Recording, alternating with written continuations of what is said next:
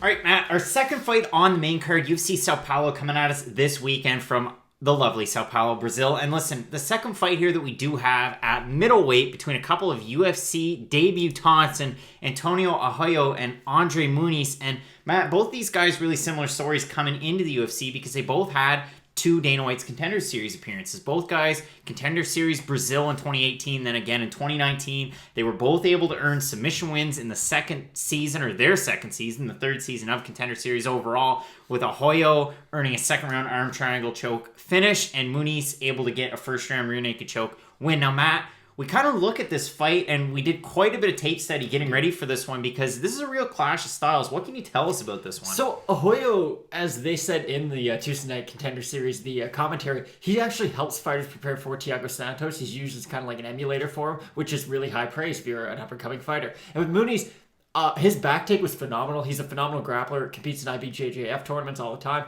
and one of the better grapplers in the middleweight division. Even though he hasn't competed yet, you can just tell from his credentials outside of the UFC, he's one of the better jiu-jitsu guys.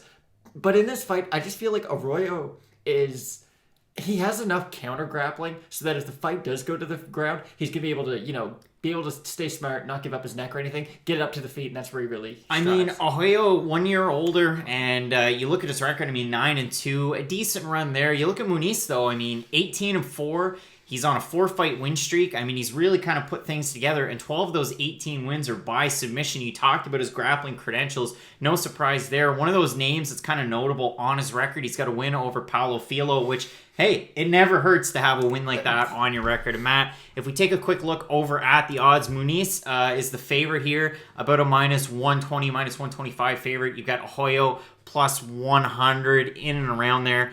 I know you kind of talked about it, but who are you going with and how do you see this playing I think out? Arroyo, if he can stop the takedown for the first couple of rounds, he's going to be able to get the win on the feet somehow by knockout or by decision. But if Muniz does get that takedown in the first 2 minutes of the first round, he should be able to win by submission. So I am going to pick Arroyo just because I feel like he's more likely to win, but Muniz definitely has a really good chance. And I'm going to take Muniz here. I think he could get it done in any of the 3 rounds realistically. Arroyo, you've seen it in previous fights. You see it on some of the fights on YouTube. Decent distance management, really good kicks, but decent hands as well, and he can really set things up from there. The one thing that worries me, and you might just go back on his last fight, if you look at the records of the guys that he's beat, because he has 4 submission wins and 4 wins by knockout on his record, the 4 submission wins, other than the win over Regman, who was 9-3 at the time, were guys that were 1-1, 0-0, They both have very padded records, though. It's not like it's just Arroyo. If you look at both guys' records, there's a lot of 0-1s, 4-4, stuff like that. So it's really hard to tell how good either guy is until they do fight each other, because they're going to be by far the hardest competition either guy's ever faced. But it should be a good fight, Matt. Our second fight on the main card, you're not going to want to miss our 2-minute fight predictions here for UFC São Paulo. Fight Night Picks on YouTube. Let's get into it.